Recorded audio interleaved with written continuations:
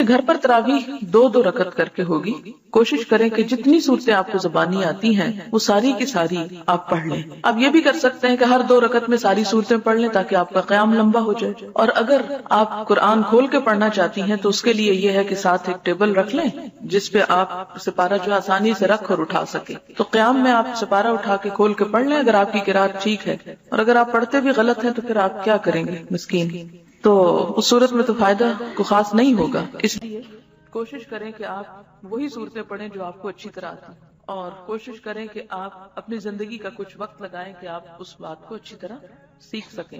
اس میں ایک بات یاد رکھیں کہ اگر آپ سپارہ کھول کر پڑھ ہی رہے ہیں تو آپ کی حرکت کثیر نہیں ہونی چاہیے، کیونکہ حرکت کثیر نماز میں خلل ڈالتی ہے. حرکت کثیر کا مطلب ہے یہ نہیں کہ آپ اس کو کھول کے کھڑے ہو جائیں، پھر ایک ورقہ آگے پلٹیں، پھر پیچھے پلٹیں، پھر آپ ادھر ادھر دیکھیں، پھر آپ بند کر کے رکھیں. یہ چیزیں جو ہیں یہ درست نہیں. نماز کا اپنا خشوع و خضوع اور نماز کا اپنا احترام جو ہے وہ باقی رہے گا. فرض نمازوں کے علاوہ نفل نمازوں میں قرآن کریم سے دیکھ کر تلاوت کرنا جائز ہے. حضرت عائشہ رضی اللہ تعالیٰ عنہ کے غلام ذکوان قرآن کریم سے دیکھ کر نماز پڑھایا کرتے تھے. اسے بخاری نے روایت کیا ہے.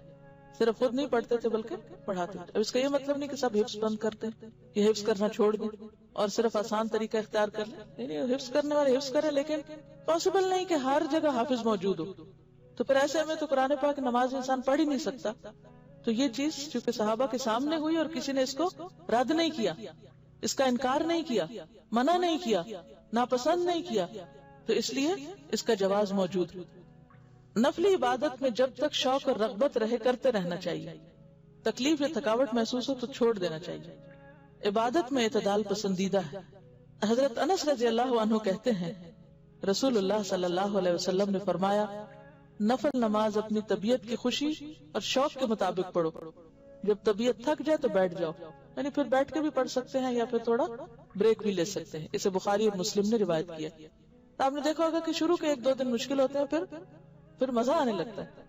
حضرت عائشہ رضی اللہ تعالیٰ عنہ کہتی ہیں رسول اللہ صلی اللہ علیہ وسلم نے فرمایا اپنی ہمت کے مطابق عبادت کرو، اللہ تعالیٰ اجر دیتے کبھی نہیں تھکتے جبکہ تم عبادت کرتے تھک جاتے ہو. اسے بخاری اور مسلم نے روایت کیا. یعنی جو کام شروع کرو پھر اس کو نبھاتے بھی جاؤ. ایسا نہیں کہ کبھی تو بہت زیادہ کر لیا اور کبھی بالکل بھی نہ کیا.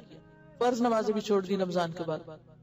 حضرت عبداللہ بن عمرو بن عاص کہتے ہیں رسول اللہ صلی اللہ علیہ وسلم نے فرمایا اے عبداللہ تم فلاں آدمی کی طرح نہ ہو جانا جو رات کو عبادت کے لیے اٹھا کرتا تھا پھر اس نے اٹھنا چھوڑ دیا.